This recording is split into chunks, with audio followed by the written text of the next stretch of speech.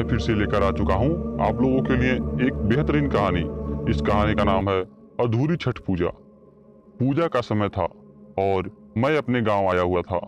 हर साल की तरह इस साल भी गांव में छठ पूजा बड़े धूमधाम से मनाई जा रही थी, लेकिन मुझे इस बार कुछ अजीब सा महसूस हो रहा था। मैं जब भी छठ घाट के पास से गुजरता तो मुझे ऐसा लगता जैसे कोई मेरी तरफ घूर रहा हो। ठंड की एक अजीब लहर मेरे शरीर में दौड़ जाती थी। गांव वालों ने बताया कि कुछ साल पहले यहाँ एक अजीब घटना हुई थी।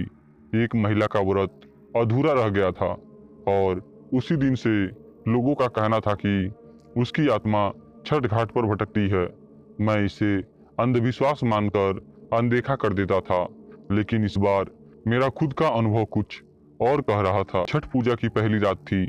मैंने सोचा कि घाट पर जाकर देखता हूँ कि वहाँ क्या हो रहा है। जैसे ही मैं घाट के पास पहुंचा, एक अजीब सी ठंडक ने मुझे घेर लिया। पानी का रंग काला पड़ गया और चांद की हल्की रोशनी में वह और भी डरावना दिखाई दे रहा था। अचानक मुझे लगा कि मेरे पीछे कोई खड़ा है। मैंने धीरे धीरे मुड़कर देखा, लेकिन वहाँ कोई नहीं था। तभी मेरे कानों में एक धीमी आवाज गूंजने लगी, तुम यहाँ क्यों आए हो? मेरा व्रत अधूरा है और इसे पूरा करने वाला कोई नहीं है। मैंने चारों ओर देखा, लेकिन वहाँ कोई नहीं था। उस रात मैं पूरी तरह घबराया हुआ था। अगली रात जब मैं सोने की कोशिश कर रहा था तो मुझे एक अजीब सपना आया। मैंने खुद को खाट पर खड़ा पाया और मेरे सामने वही महिला थी, सफेद कपड़ों में लिपटी, आंखों में एक गहरी उदासी। उसने मुझे देखा और कहा, तुम्हें मेरा अधूरा व्रत पूरा करना होगा, नहीं तो मैं तुम्हारी आत्मा को चैन से नहीं जीने दूंगी। सपनों में ही मैंने उसकी बात मानी और जैसे ही मैं उसके लिए दीप जलाने लगा, अचानक चारों ओर से चीखने की आवाजें आने लगी। मैं बुरी तरह डर गया और चीखते हुए जाग गया। मुझे महसूस हो गया था कि यह कोई साधारण सपना नहीं था, बल्कि किसी आत्मा का संदेश था। मैंने ठान लिया कि उस आत्मा की शांति के लिए मैं घाट पर पूजा करूंगा। मैंने पूजा की सामग्री जुटाई और रात में घाट पर पहुंचा। घाट की पूरी तरह सुनसान था और सन्नाटे में केवल मेरी सांसें की आवाजें गूंज रही थी। जैसे ही मैंने दीप जलाने की कोशिश की, एक ठंडी हवा का झोंका आया और दीप बुझ गया। तभी मेरे सामने वह महिला प्रकट हुई। उसकी आंखें गहरी काली थी और उसमें असहनीय पीड़ा थी। उसने अपने हाथ की ओर इशारा किया। वहां एक काले धागे में बंधी हुई कसम थी। उसने कहा, इस कसम ने मुझे बांध रखा है। जब तक तुम मेरा व्रत पूरा नहीं करते, मैं इस घाट को छोड़ नहीं सकती। मैंने पूरी हिम्मत जुटाकर उसे वचन दिया कि मैं उसकी कसम पूरा करूंगा।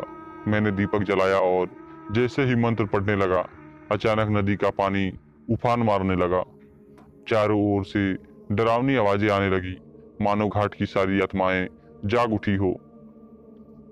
अगले दिन छठ पूजा का मुख्य दिन था। मैंने गांव वालों को इस घटना के बारे में बताया, लेकिन किसी ने मेरी बात पर यकीन नहीं किया।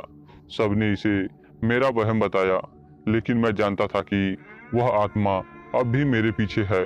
रात के अंधेरे में मैं घाट पर पहुंचा और उसकी आत्मा के लिए फिर से पूजा करने लगा। जैसे ही मैंने दीपक जलाया, मेरे चारों ओर से अजीब सी चीखें गूंजने लगी और घाट का पानी खून जैसा लाल हो गया। मैं बुरी तरह से डर गया था, लेकिन मैंने पूरी हिम्मत से उसकी आत्मा की शांति के लिए प्रार्थना की। तभी वह महिला मेरे सामने प्रकट हुई और धीरे धीरे मुस्कुराने लगी। उसकी आंखों में अब शांति थी। उसने मुझसे कहा, तुमने मेरा व्रत पूरा कर दिया, अब मैं आजाद हूँ। वह एक चमकती हुई रोशनी में बदलकर गायब हो गई और चारों ओर सन्नाटा छा गया। उस रात के बाद मैं घाट पर कभी किसी ने उस आत्मा को नहीं देखा। कहते हैं कि मैंने उस आत्मा को मुक्ति का रास्ता खोल दिया था, लेकिन वह भयानक अनुभव हमेशा मेरे दिल में बसा रहेगा, जैसे एक अधूरा सपना जो कभी पूरा नहीं हो सकता।